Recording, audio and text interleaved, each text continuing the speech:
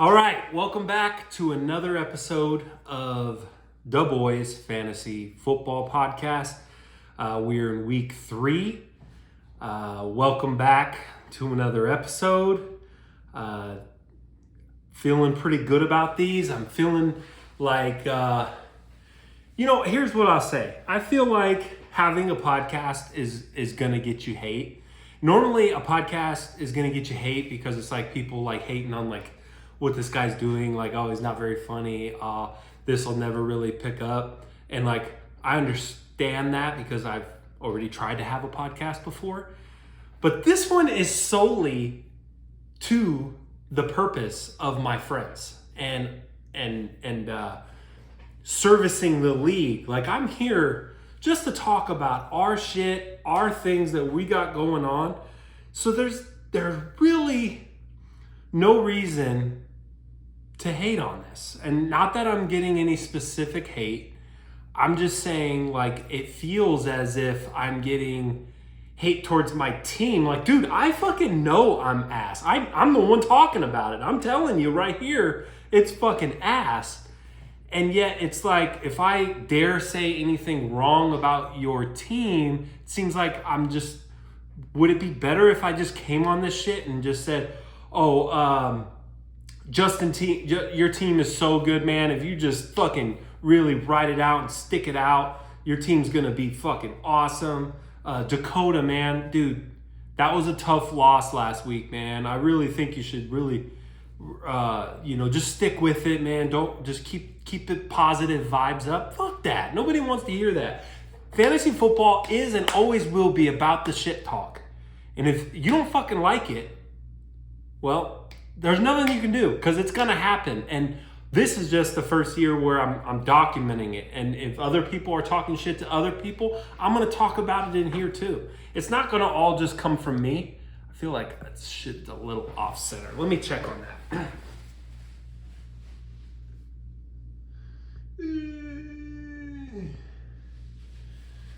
Okay, probably didn't even make any changes there. But yeah, anyways, I feel like I just needed to say that. I needed to get that off my thing. That's starting with the vibe check. The vibe check is overall like, Brandon sucks. We get it. There's other teams that suck. But right now, I think that the league has a fucking huge top end to it.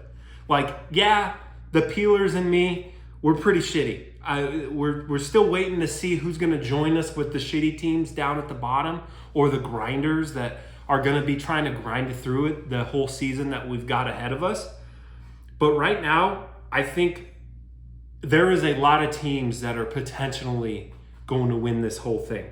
I think Jared has an amazing team. Adam has an amazing team. Mr. has a fucking juggernaut team. We'll get to that. I think I said that last week and then we never got to it, but we're going to talk about it today. Donald has a massive team. Austin, very consistent team, puts together wins. Dude's a grinder, and I think he's got depth that can last a while. Tyler at this point, I mean, there is a lot of teams. And then I've left out Dakota. I left out Braden is going to blow his shit apart. Braden's going to blow his shit to smithereens, and he is going to be bad one day. Just wait on it. But I think that top end where all these teams are so loaded, you look at the Mister whose bench would have beat 4 or 5 teams this week with the guys that he had go off on it. That speaks to the reason why there are some shitty fucking teams where the ones that have zero depth, me, Peeler, we're just fucking depleted right now. We're starting literal waiver wire guys, and it's because those good teams in a good league, the benches the waiver wire in a very good league should look like this, where the waiver wire is like all the articles coming out through the week, every email site that I'm a part of is like, yeah, you should pick up A-Chain this week. Well, duh. But guess what? In a good league, our league, he's already on a roster. all these guys, Kyron Williams is still like on the report. Like, duh. Tank Dell already on a roster. Again, Mister's team. But it's like, that is the sign of, one, a good league, but that's the sign of those shitty teams are going to stay shitty a lot longer because, or you just got to be a beast and really get lucky and hit. So vibe check is just, congrats to you fucking boys for winning it all. You know, like, you guys, there's top 7 teams. Zach, I didn't even mention Zach, and he was my preseason ranking number 1. Zach had an excellent comment today I'm going to air out. He said, I'm a tough team to trade with because I either have guys that are too expensive or they're fucking worthless. And that's as true as it could fucking go, because he has Christian McCaffrey, best running back in the game, Tyreek Hill, best fantasy receiver still. You can make an argument, but not really. Tyreek Hill is a dog. And Josh Allen. Like, it's those 3 guys, and then, you know, I could get into the rest of his roster, but the rest of his roster is pretty much fucking awful, and you don't want anything to do with it. So, but I think, you know, I'd rather have those 3 studs carrying me than what I currently have right now. BP complaining corner segment. Yeah, dude, I suck. I'm abysmal, and I'm to the point where I'm not even excited about the guys coming back bad. You know, I put my roster together for this next week 4, and it's barring everyone comes back, and I'm still projected to lose by 40. I'm not at all happy with what I've got going on, and like, I can't even trade my way out of this. I've got to simply stick this one out and see what can happen. I'm going to keep the complaining corner short because, you know, at the end of the day, it is what it is. You know, I'm going to focus on the league and the health of the league and making this a fun year. I'm not going to be, well, I am going to be miserable, but I'm not going to give up like I was like 4 days ago. I was just like, fuck it, man. I'm just going to give up on it all. I'm not even going to care. And then I go to my other 3 leagues that I'm in, and I'm just as bad. So it's like, do you just not want to watch football this year? No, you're going to watch. You're going to fucking pay attention. You're going to figure this out. So, yeah. Let me take a water break real quick. Take a monster break, too. Gossip segment. Gossip segment is a little light, not a whole lot of drama going on. I will say that I think Jared pulled off the heist of the century against me and Peeler. Go figure, we're the bottom 2 teams right now. It's probably going to stay that way too. He traded Madison for Keenan Allen, who is the top scorer in all of fantasy football. Over quarterbacks, over running backs, he is the number 1 fantasy scorer, Keenan Allen. Now, it's only 3 weeks in, and it is early, so, you know, but very impressive that he was able to do that. And what I already thought was a pretty good team. And then he also just, Burrow for Patty is insane. My calculation on Burrow being like 5 points within Mahomes is just so far gone and incorrect. Burrow might be the biggest bust behind Justin Fields. Like Justin Fields or Joe Burrow, which one's a bigger bust? You could argue Justin Fields because Justin Fields was supposed to be a fantasy monster this year, and Joe Burrow was never necessarily a fantasy monster. He just had massive talent on that offense that he was just always going to score points. And he still has all that talent, and he's not scoring points. You could say it's only going up. I don't know. I'm very worried about Burrow. I've already tried to trade out of him again, and, you know, it's just, dude, he can't do anything with that calf. He's just dink and dunk guy now out of nowhere. He's not making the big throws. He used to get a little loose with his feet. He's not. Obviously, he's trying not to get hurt again. Who knows how long this goes? I don't think like injuries just get better over a long season. He's just going to be timid all year, try to grind out some wins, and he is a terrible fantasy start moving forward. I'm going to probably be benching him in the future. So, top score this week was Jared. He just balled the fuck out. 184.64 points. Literally everybody on his team went out. That's exactly what you want to see out of a fantasy week. Love to see it if you're Jared. I mean, he even had Damian Pierce score 14 points. Everybody else just balled.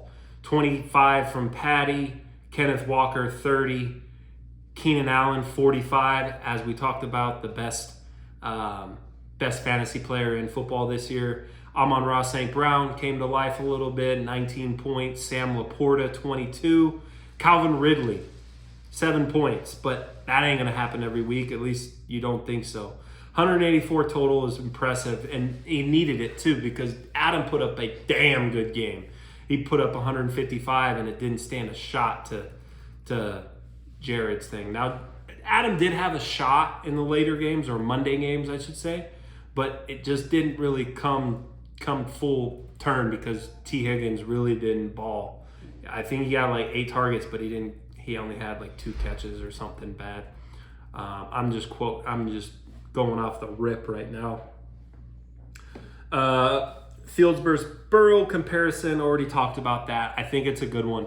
I would, if you went before the season and said both of those guys were going to be terrible fantasy guys, like one maybe, but both to be terrible is pretty damn crazy. And I went in on Fields on like all my other leagues, and now I got Burrow in the main one, and it's just bad. Mister's team is a giant, guys. I cannot stress this enough, and I know he got kind of unlucky those first 2. You could call it unlucky, you could call it bad, whatever you want, but he did lose the first 2, and those are important. Every win matters, but he is a fucking force. I mean, his team is loaded. He has multiple options at running back. He has obviously the 3 stud wide receivers. He's literally only bad at quarterback and tight end. Who isn't right now? Everybody's quarterback and tight end is bad, except of like 3 guys. Maybe 4. There's other guys that have been good at quarterback, but fuck. It's very good. And the one thing I'll say to that is like, he does have a bit of an issue with Zach Moss being one of his stud waiver wire pickups. JT is coming back, so, you know, it could go either way. JT also had proved last year he wasn't that good. So maybe you know, they work him in slowly, and, you know, Irsay hates him, and who knows what the locker room thinks of him because he's kind of a piece of shit. So, but what a year. Mister has done this 0 RB strategy for probably the last 5 years in this fantasy league. And it's always kind of turned out to be a bad, never really work out because the waiver wire running backs have been ass. This year, it seems like the waiver wire running backs are the hitters. Those are the guys that are doing good. So in like the studs of the league are not doing good. You have the Derrick Henrys, you have the Najee Harris, you have fucking Breece Hall's not been very good. Name a couple of, pull some guys for you. Bijan Robinson, not yet. You know, I mean, he's shown flashes, but like the waiver wires is where it's at right now for the running back. So maybe it really works out for him this year. Moving on, Dakota really flipped it the fuck on this week after last week being the low score. He pretty much had everything come together. He topped out his team, I think. I don't think he'll, like, if you look at his guys, and this is going to come off as shit talk, but like this is the height pretty much of everybody on his team. He was getting everybody to do well, even Kittle, 16 points. So I think it's not going to be necessarily a consistent thing out of him, but just goes to speak, like, anything could happen week to week. You can be low score, next score. Now, me and Peeler, I don't think we'll ever just get 150 out of our current rosters. So if anybody else finds themselves low score, keep that as a little bit of a reminder that, hey, Dakota was also here too, and he scored 150 the very following week. Kudos to Dakota for getting that dub with the high score, though.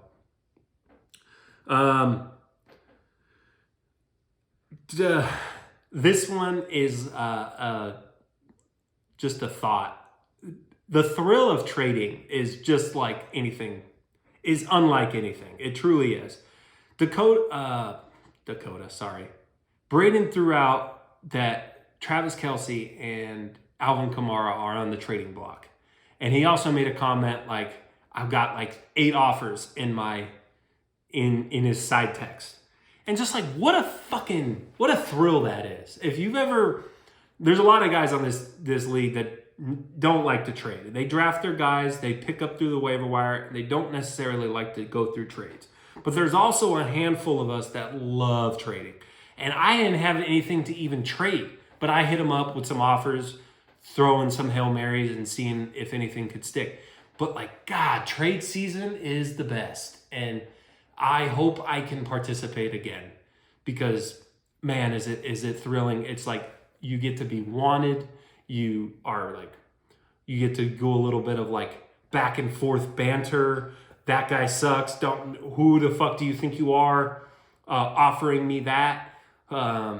Stuff like that. It's an awesome thing. The most underrated part of fantasy is the awesomeness that is trading. And if I could was forced to make a trade every single season, every single week, I would do it in a heartbeat. Like, I even want to trade like shitty bench guys for another bench guys. It's an ultimate thrill. So that's all I'll say on that. And I hope Braden actually does figure out a trade. It seems like he really wants to get rid of the number 1 tight end in football. Whatever. Like I said, he's going to blow his team up, and I'm just here to see it. I'm here for it. Best game segment. Now, this one may come a little surprising because there was only really 2 tight, close games. I had a shot on Monday night, but both of my fucking quarterbacks suck ass, so it didn't matter. Now, you may say the number 1, the top scorer, Jared, over Adam was the number one game. I'm looking for a little bit more competitiveness. Though Adam had a shot, he still had like a lot of points to overcome. I think it was close to 50, and he just didn't get there. So that was the tiebreaker. And this week's best game goes to Tyler and Braden. Just talked a little bit about what I think about Braden's team, but Tyler and Braden's matchup was overall a very even matchup through and through. The morning games, they were pretty much even. Now, I went to that chart. I told you guys about the chart. I don't know if you can see it. No idea if you can see it. But it was pretty much neck and neck all the way through, all the way to the end. And really, ultimately, it came down to the Monday night where... I have some stats here. Monday night brought in 53 points to Tyler to secure the win. He had Mike Evans go off per usual. He's just been a dog this year, no doubt about it. AJ Brown pulled in 22 points, and then Joe Mixon had that touchdown, 14 points.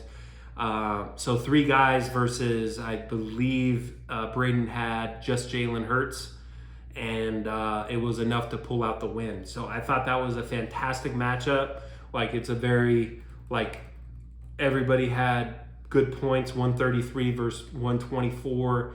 That's just a solid, hard-fought football game right there, boys, and that is impressive. Obviously, you're going to have the spurts of the 180, 150, not me and Peeler, but other teams are going to have those spurts, and obviously you hope to win when you get that. But winning with 133 and losing with 124, you'll take that all day long. It's kind of storybook to have Mike Evans be the one who puts you in a coffin for a team that's name is I Said Mike Evans. Delivery was kind of soft on that point. I'll give you that. I gotta be better. I wrote it better and I just said it out loud differently. Fuck. Podcasting is hard.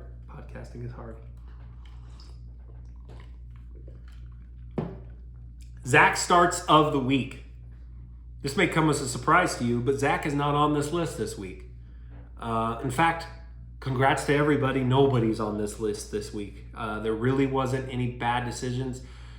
You know, Mr. could be upset that he didn't start Devon Achane, but I don't think he would have, and I don't think there's a scenario where anybody else would have either.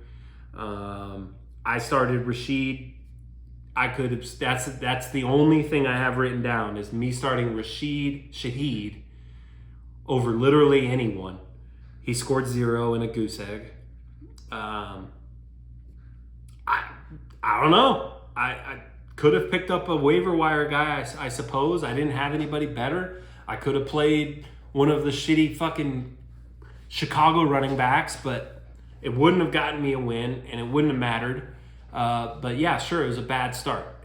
He showed flashes of being good, but Derek Carr got hurt, and then apparently Jameis Winston doesn't like him at all. I don't know.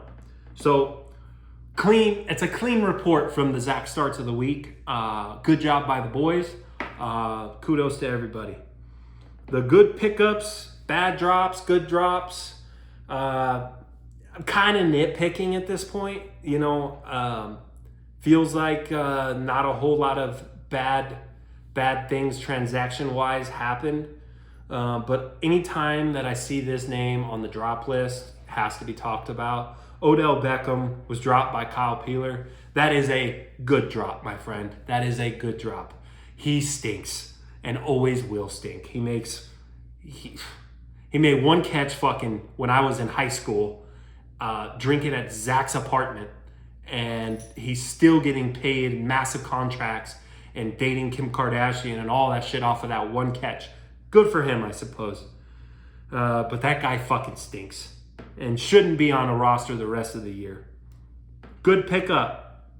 Mr. picked up Tank Dell after Tyler dropped him. Now, Tank Dell kind of showed a little flashes like the earlier weeks, but it kind of looked like Nico Collins' offense. And this week just flipped on its head, and Tank Dell got all the work. CJ Stroud is balling, and Tank Dell seems to be... Oh, wait a second. Did I fuck that up? No, they're both Texans guys. My bad. Just had a flash of like, you're a stupid idiot. But Tank Dell, I mean, I don't know like really what that offense wide receiver wise technically is going to move forward. Because you still got Robert Woods in the mix. But it's a good pickup. You know, you look at Mr.'s roster, he would have been a top waiver wire guy this week, and Tank Dell is already on his team. So that's a good pickup. Donald picked up Adam Thielen, who again showed consistency with the rookie quarterback, and then enter Andy Dalton and goes right away. White guy to white guy all day long. Scored 32 points. Just a solid pickup. Moving forward, we'll see. But it's a good pickup that probably would have been a waiver wire guy this week, who again, you go to the waivers, guess who's not there? Who everyone's saying pick him up this week? Adam Thielen. KP is the one that dropped him, by the way. So it gets bad for the bad guys. A potential bad drop is Zach. Quentin Johnson was dropped by Zach right before Mike Williams goes down with a hurt ACL. They're saying it's going to be Quentin Johnson to pick up the work. It could be Jason Palmer, Justin Palmer, something like that. Palmer seemed to get the work, but the thing is like we've seen Palmer the last 3 years be a part of that offense, and he's just not that guy. and Quentin Johnson, rookie, maybe could be. So that just putting that little tickler file for a potential bad drop. We will follow up on that. But yeah, overall, I mean, week 3 was a good week. Overall, across the league, it was just the only bad performances, again, came from me and Kyle. Kyle's going to hate being grouped with me all year long because he still very much believes in his team. That's so impressive to me. Like, I absolutely hate my team personally. Like, I've already said this joke, and I don't know if it's funny or not, but like, I want to personally go into these guys' DMs on Instagram and send them super hate mail and tell them what they've done to me and tell them what they're making me do with these fucking videos. But they just don't care. And so I'm not. But you talk to certain guys that are struggling, the Justins, the Kyle. Get the fuck out of here, Oliver. And there's a severe trust and level of like, I will get better and I will be okay. Where it's like, what the fuck? Like, how are you guys born with that level of positivity and like, you won't trade any of your guys, even when they're struggling, they're like, he's gonna be a guy. Like, god damn, I'm jealous of that, man. So overall, just to wrap this episode up, the week 3 was good. Outside of the bad performance out of me, Peeler, Justin had a bad week, and everybody else just did well. So congrats to everybody that got a win. We're on to week 4. There's 6 teams at 1 and 2. So we are in a struggle. We are in a dogfight all year long. And that's it. Tune in to the loser of the week video coming up next. By your boy. Thanks, guys. See you in a bit. All right. I'm the loser again. Lowest score. My team fucking stinks. I will probably stink the rest of the year. This won't be my last video. Joe Burrow stinks. Fucking Stafford stinks. My running backs, I have AJ fucking Dillon in my lineup.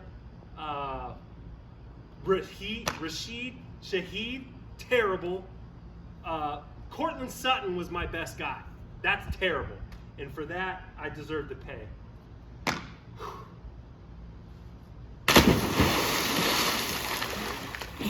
Fuck, that hurt way more than I thought it was gonna hurt. It actually fucking hurt. Did it come out good? Oh, that legit hurt. Okay, so, and my phone is soaked over here. That was a good splash. So I'm gonna read everybody a poem I got on the internet. It's called Misery Street by Ray Hogan.